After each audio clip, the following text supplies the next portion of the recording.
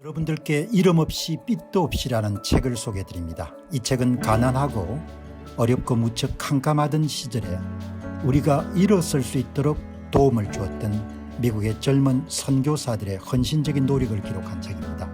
여러분께서는 감동과 교훈 그리고 삶의 지혜를 얻으실 수 있을 것입니다. 감사합니다.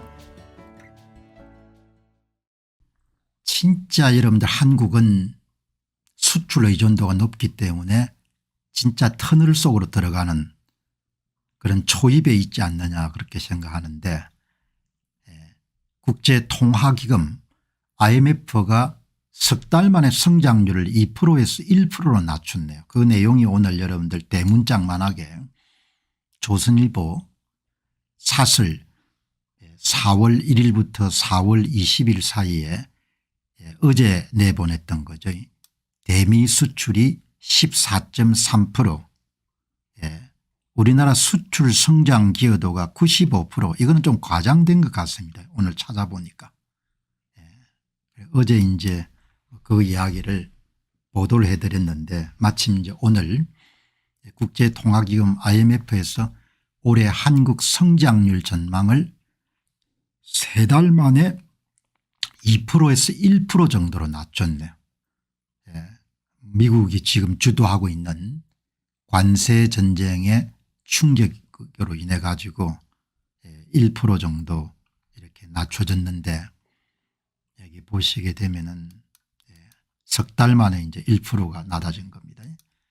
국제통화기금이 올해 한국 경제 성장률 전망치를 석 달 만에 2%에서 1%로 낮췄고, 세계 경제 성장률도 3.3%에서 2.8%로 낮췄고, 한국 성장률은 지난 1월 전망치가 2%니까 절반 정도 떨어진 겁니다.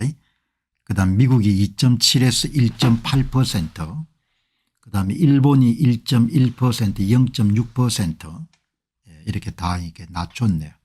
전부가 다 이제 세계 교역이 줄어드는 것을 뜻하는 거죠. 그러면 이제 한국이 영향을 받는데, 이번에 나온 IMF의 전망치는 경제협력개발기구 OECD 1.5%나 한국은행 1.5%, 한국개발연구원 1.6%보다도 비관적이다, 이런 내용을 담았네요. 여러분, 한국이 수출 의존도가 크다는 것은 뭐 여러분이 다 알지 않습니까? 저도 다 아는 것이고, 국내 총생산 가운데 수출이 차지하는 비중이 한국이 43%입니다. 어마어마하게 크죠. 미국이 11.4%, 지금 이제 관세 전쟁 때문에 한참 야단 중인 중국도 내수가 엄청나게 큰 겁니다. 중국도 한 내수가 80%를 차지하는 거죠. 중국이 수출 의존도가 20%니까 일본이 18%인 겁니다. 독일이 우리보다 크네요. 47%. 독일도 굉장히 많이 충격을 받겠네요. 여러분, 한국은 자주 제가 입에 올리는 말처럼 교역국가입니다. 교역. 원자재를 수입해 가지고 물건을 만들어 수출하는 교역국가인 거죠. 교역국가니까 교역국가는 물건을 일단 잘 만들어야 되고 싸게 만들 수가 있어야 되는 거죠. 잘 만들고 싸게 만들려고 하면은 일을 잘해야 되는 거죠. 일을 많이 하라 이런 이야기는 안 하고 일을 스마트하게 해야 되는 겁니다. 생산성이 높아야 되는 거죠. 그게 이제 한국이 지금 많은 어려움을 겪고 있는 겁니다. 일은 덜하고 생산성은 낮고 일은 대충 하는 겁니다. 그러니까 앞이 참 안 보이는 거죠. 다른 나라 중국이나 일본이나 미국은 최악의 경우 내수시장이 그래 버텨주는 겁니다. 일본만 하더라도 80% 정도가 내수가 되는 거죠. 1억 명 정도가 되니까. 이런 지금 상태인 거죠. 자료를 한번 찾아봤습니다. 한국 지금 상황이 어떠냐. 주요 국가의 국내 총생산 대비 수출 비중을 보게 되면은 2013년 기준이지만 한국이 현저하게 높습니다. 독일하고. 그죠? 독일하고 여러분들 이렇게 높은 겁니다. 거기다가 이제 상징적으로 미국발 관세 전쟁에 따라 가지고 얼마 안 걸릴 것 같습니다. 울산 공장의 한 절반 정도 생산 캐파를 미국 쪽에 내줘야 되는, 미국의 현지 생산으로 대체해야 되면은 다른 나라에서 그만큼 저런 물량을 만들기가 힘들 테니까 생산 캐파가 줄어들 수밖에 없는 거죠. 이게 보시기 바랍니다. 43%, 독일 47%, 내수에 거의 비례하지 않습니까? 독일이 여러분들 인구가 얼마나 되는지 궁금하네요. 이번에 가장 큰 충격을 받는 나라가 아마 한국하고 독일이 될 것 같네요.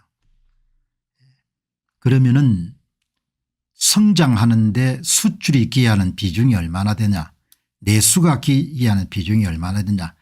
한국의 수출이 기여하는 성장률에 기여하는 비중이 86%입니다. 어마어마하죠.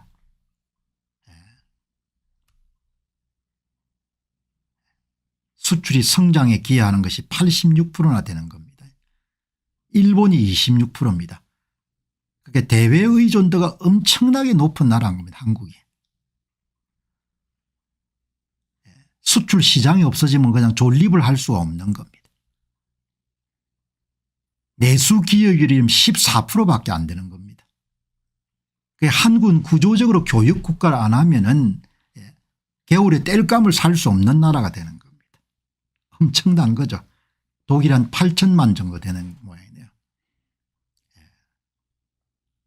여러분 보시기 바랍니다. 숫자는 정확하니까 한국의 경제 성장률에 수출이 기여하는 비중이 86%, 내수가 기여하는 비중이 14%입니다. 중국은 여러분들 여기 보시게 되면은 내수 기여율이 중국이 5.1%, 한국은 19%, 98%, 2%밖에 안 되나 중국은요. 일본은 내수가 여러분 74%나 차지하는 겁니다. 미국은 여러분 내수가 88%를 차지하는 겁니다. 성장률에 기여한 비중을 따지게 되면 한국 수출 기여율이 86%입니다.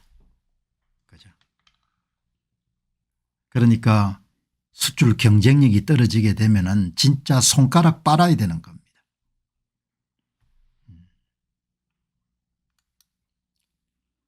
우리나라가 2023년도에 경제 성장률이 1.36%인데 그중에 수출이 기여한 몫이 1.17%니까 경제 성장의 기여도가 86%나 차지하는 겁니다. 내수는 여러분들 13.9%밖에 차지하지 않는 겁니다. 민간 소비, 설비 투자, 건설 투자 다 합쳐가지고. 이제 참 이번 사태를 숫자를 보니까 훨씬 더 이렇게 확연하게 보이네요.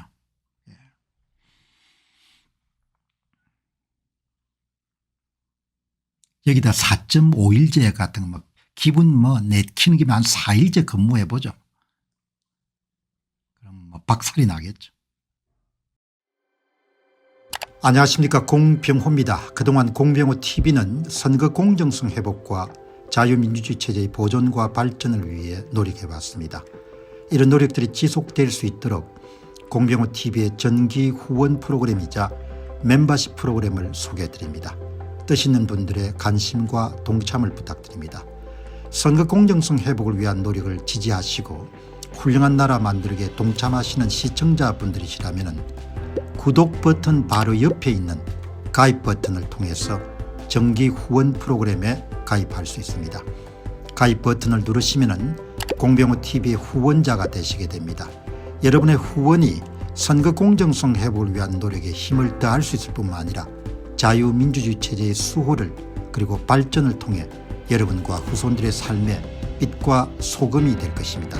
특히 그동안 공병호TV는 선거 공정성 회복을 위한 노력 과정에서 채널 성장에 제약이 가해지는 불이익을 감수해왔고 지금도 그런 불이익이 계속되고 있습니다. 그럼에도 불구하고 너무나 중대한 문제이기 때문에 공병호 TV의 노력은 계속될 것입니다. 여러분의 깊은 관심을 부탁드립니다. 감사합니다.